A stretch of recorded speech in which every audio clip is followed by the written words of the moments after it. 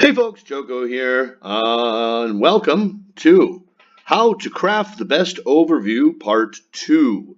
As you saw in Part 1, or maybe you didn't, it's a Facebook video. I had some technical problems. I remember when I was taking my CELTA class, and they told me, before you go into the classroom, always make sure everything's working. Well, the class was anyway. We had these technical problems with the Dan projector. It was with the computer, and because of that, I got cut off after about 30 minutes, I think. So here's what you missed. These are the slides that I used to talk about the basic facts of task 1. You got to reach it to score it, and then my thoughts about task 1, about how it's. You can think of it as something that you put together as opposed to cook. It's a salad. It's not a main dish. And you have to follow what they ask you to do. Okay, task achievement. And yeah, we went through that. And then, oh, there's 5. Came in later. So I noticed that fully satisfies all the requirements of the task, requirements of the task, requirements of the task, requirements of the task. They were all in there. Why? If we look and think about what are the requirements of the task, they are the 4 verbs that you see in this sentence here, which is in every task 1 question. Summarize, which means, according to Cambridge, express the most important facts or ideas about something or someone in a short and clear form. Okay, now, how do you choose what the most important facts are? It's not the most significant, it's not the biggest facts. That would be easy. That's just a simple large or small. But it's the most interesting. Anyway, it requires some type of analysis of the information. And I do think when they say they're looking for fully satisfies versus covers all, cover, address, those are distinctions that can only be achieved through doing what they're asking us to do, which is covering all parts, all requirements of the task. So what's the next requirement of the task? It's reporting. You got to find the correct parts of this mass and choose them. And it's not always an easy, simple thing to do. Okay. Next is reporting. Now this is where I lost a video last time. Okay, and finally, reporting. You do that in the body paragraphs mainly. Now, lastly, you must make comparisons if you are going to cover all parts of the task. Now, you will not cover all parts of the task sufficiently, so you won't get an 8 if your comparisons are not relevant. Now, what does that mean? Once again, we can go to Cambridge Dictionary, and it says related to what is happening or being discussed now. And I don't mean in just the general topic of the question, but what is being discussed in task 1, the most important information. So if I think that your comparison is about a sort of a side detail, however big the comparison is, then I don't think it's relevant to, at least not as relevant, as something as a comparison that can cover a broader range of the information presented. They can't just be comparisons. They have to be comparisons of the main features. Another word that pops up in the band descriptors is, of course, overview, the title of this lecture. 5, 6, and 7. 5, no overview. 6 presents an overview that is appropriately selected. I hope that you wear appropriate attire to work every day. We sort of expect people to be appropriate, and inappropriate things are frowned upon. So appropriate is a pretty low bar.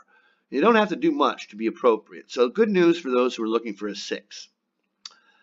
7, of course, your overview has to be clear. And again, to get a 6, it doesn't have to be clear. But you do have to include main trends, differences, or stages. Now, a trend is something that happens over time. A difference is something that exists at a single point in time. And stages are in processes. So what is this overview? Well, it's only the most important part of task 1. It's the reason why I'm making this and making such a big deal out of it. And gosh darn it, it's the key to which we will fully cover all parts of the task. It shows how we can select, summarize, and compare the most important information. Oh, I'm getting into this IELTS Temple stuff. Uh-oh. All right, now, tell you a story. Years ago, I was one of my first classes, and I needed to explain an overview. And we had this graphic as part of a task. And they weren't getting it. And I saw what I thought I saw right away. Okay, what's an overview, teacher? Well, I told the students to imagine that the graph was a pizza. And they were over it, viewing it from above. What would they notice about the pizza? If I took it away suddenly, what would they notice? What do you notice about the pizza? Okay, vegetable, chicken, cheese.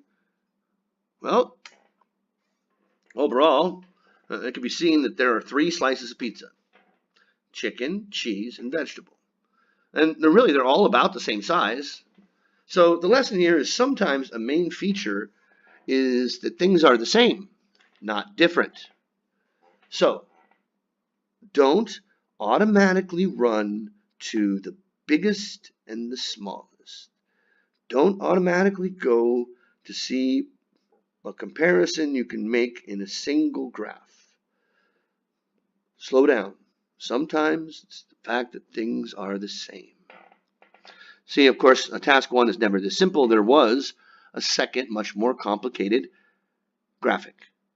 Ooh, look at that. Damn, tables are tough. 12 data points. What am I going to make of this? Oh, wow, and they're all over the place.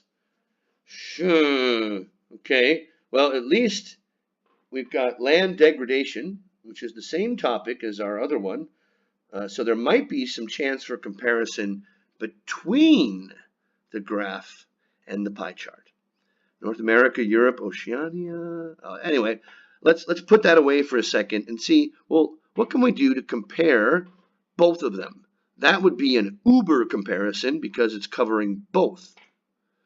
All right? So before I do that, let me present this analogy. Sometimes it is helpful to think of the graph in a different form. So if you get a bar chart and you can't make heads or tails, think, what would the bar chart look like as a pie graph? What would the pie graph look like as a line chart, etc.? What would the table look like if it was a menu at a pizza place? Welcome to the Task 1 Cafe. We got a salad. We got the salad. It is a North American salad, a European soup, and an Oceanic sandwich. And we got your deforestation, and your overcultivation, and your overgrazing. And same here. Now, imagine you go into a restaurant, and they give you this menu. You would be puzzled, as we were initially looking at the table. Well, what do you notice? Salad. One cheese salad is more than the other 2. Chicken soup is more than the other 2. And vegetable sandwich is more than the other 2. So having most, whatever's the greatest, isn't, I'm not saying that's not a value. Because here we notice, different, different, different. So comparing that with that, and that with that, we can say this. With the pizza, overall, it can be seen that there are 3 slices, and they're about the same price. By comparison, their salads, soups, by comparison, there I'm talking about the restaurant. Soups and sandwiches have very different prices using the same ingredients. So each ingredient is not. So you got the same and then not the same. And we can take this same analysis and use it on our actual academic task. Overall, it can be seen worldwide, 3 main causes of degradation of farmland. That's what that shows me. Other is not important in this picture, in my opinion. Other is the piece that's missing. By definition, other is not main information. It's other information. All right, so, but they're somewhat equal in effect. By contrast, when looked at regionally, they varied tremendously in their relative proportions. They being deforestation. Yeah, they varied tremendously in their proportions, as well as their total acreage degraded. Now there I made a mistake. I admit. It's not what I meant. I didn't mean to highlight the total of these 3. I meant to highlight these. But anyway, I can fix that later. So, I think that was a pretty good overview, except for the mistake at the end. It would have been an 8, in my opinion. And so, the overview is what determines your success in task 1. I'm a firm believer in that. And what is an overview? Well, here's an overview of the overview. Sorry, an overview of task 1. Overall, you need to identify features that allow you to present as much information as possible using the fewest words. Do this in the overview, which also organizes the descriptive paragraphs that follow. Now, if you can follow my rapid pace of voice, then this is a good advice for you to get a higher band. Don't settle for least and most. Don't automatically look for look for the biggest picture. As I found out in the practice that followed this lecture, sometimes you've got to walk before you can crawl. Now, whatever. All right. How to select the main information. First, let your eyes work before your brain. It's often in plain sight. Now, many people approach that essay and write, overall, it can be clearly seen that overgrazing is the main cause of land degradation. Really? It can be clearly seen? Without that 35% sitting there, I wouldn't see it at all. It can't be clearly seen. So, maps are often great for allowing you to see, let your eyes work. What's a good overview here? What's the main feature? Look at this island. Nothing there. Look at this island. There's a lot there. So here, the scope of the development is the main feature, and then you can add stuff in about combining features. This is a good combination. Restaurant, reception, accommodation. Those together can be called a what? I asked the class, and they went, a resort? I'm like, yes, good. They definitely did not build the restaurant hoping people would turn up in their boat or something. This is a big thing. Combine it and call it a hotel. Combine into 2 groups if possible. This will help later. Now, how would you divide this into 2 groups? Uh-oh, I hope that didn't end my show. Okay. Should be pretty obvious. This task appeared on the tips and tricks page back in January, and the person who posted it chose to divide it along these lines here. He saw that black, maybe, I think, and that black, and that black, but that's not the main feature. Black really sticks out, so let's look at this in color. Ooh! Now it should stick out. Just because you've got 6 things doesn't mean you need 2 groups of 3. Here, you've got a group of 2, and a group of 4, North America and Europe. What do North America and Europe have in common with one another compared to the other 4? Oh yeah, they're industrialized. The other 4 are mostly developing nations. So we can say this. Overall, it can be seen that the consumption of water is connected to the level of economic development. What? That's not on the chart. In richer regions like Europe and North America, industry is the main consumer of water, whereas in the developing world, it is agriculture. That is not an opinion. Okay? Europe and North America are richer. I'm not saying that I'm saying there's a connection. That's not a opinion. Someone tell me if I'm wrong there, but I don't think it is. This one's tough. Okay, why is it tough? Okay, you've got survey, adult education. This also came from that same day. The problem is here is you've got no time involved. It's a static chart. So there's no way to find a trend. And there's no dramatic differences between the highest and the lowest. And so what are you going to do? Well, I think that, for the bar chart, most people would say, well, the 2 up at the top, we can report them together. They're similar. Yeah, that would be a good way to do it. But another way to think about it is try to combine these. Okay. What can we find that's the same? And if you do that, it doesn't take very long for you to realize that, wait, okay, job, helpful current job. Prospect of promotion, that's job. In fact, these 2 should be together. Gain qualifications so I can get a better job. Enjoy studying and learning. Yay. Be able to change jobs. So here you want to leave your job. Meet people.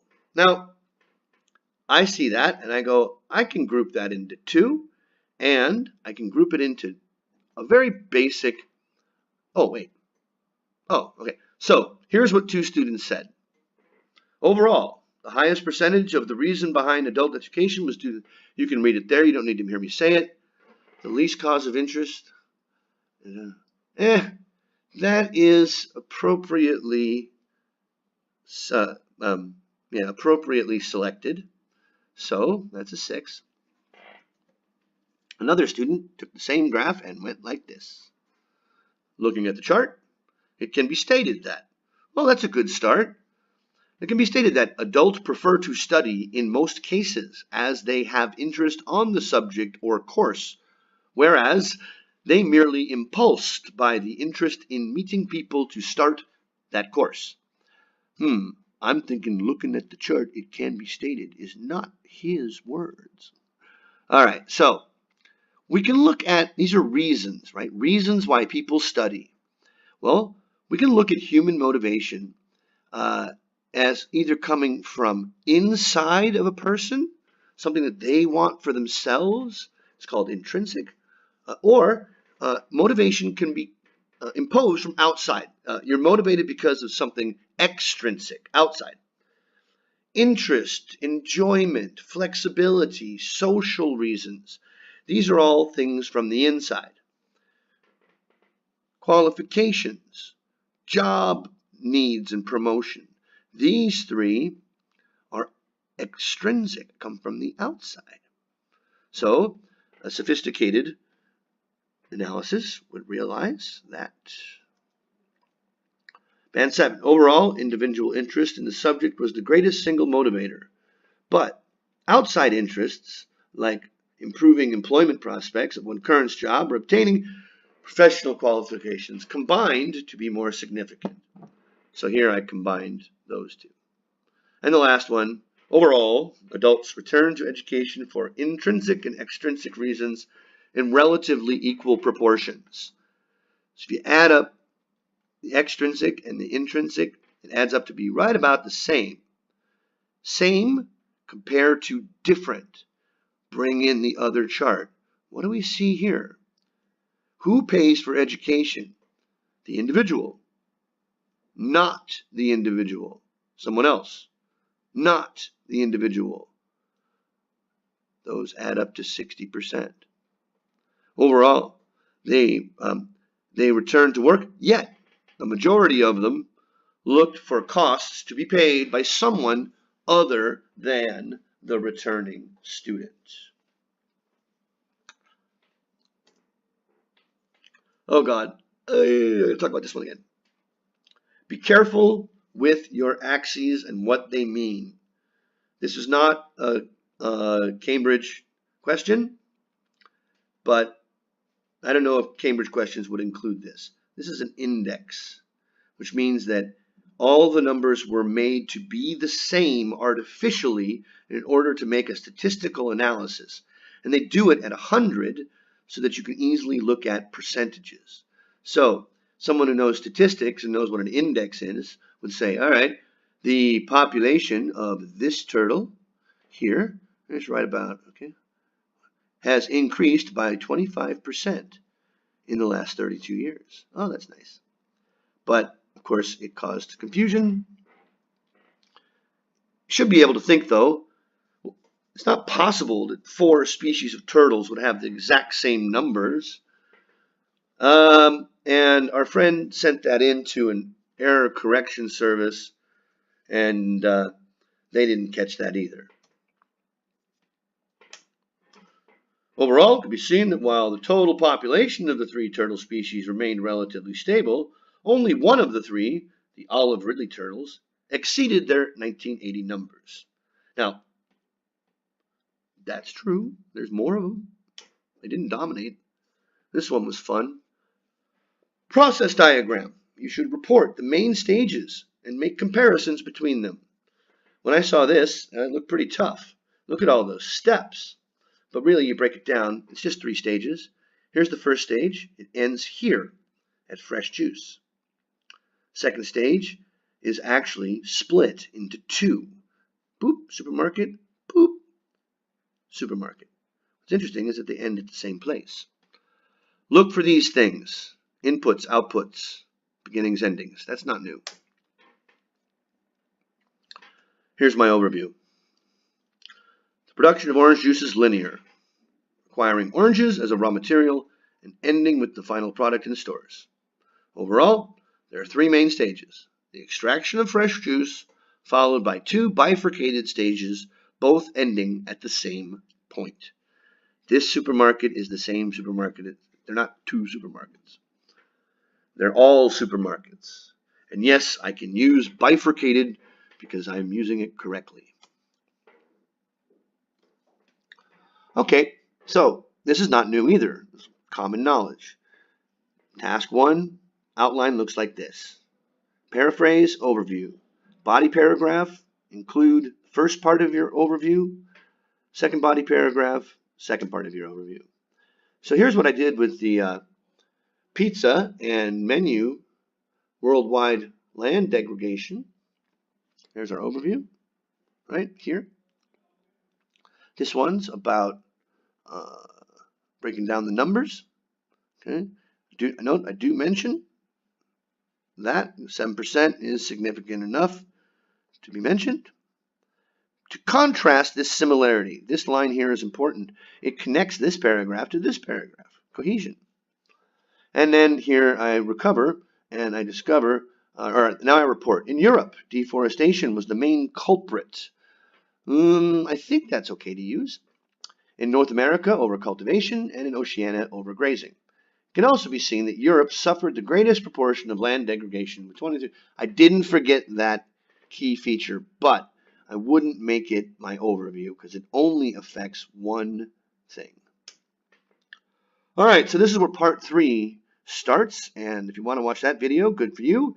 Here's the thing, is that I kind of realized after going through with the practice, having 5 people just off the street at a free seminar, not really serious. One of them I know was. She's the one talking the whole time. This gave them trouble. Oh my, let's start with an easy one. I can't believe this was an IELTS 11 test. It seems very obvious, but as you'll see, or as I explain, I made a mistake in explaining it. I just wanted them to do something. Well, thanks for watching. This is Joko, and the end of the Task 1 Odyssey. Hey, what happened to Task 2? Well, like a lot of IELTS writers, I spent too much time on Task 1, and I didn't get a chance to get to Task 2. So there.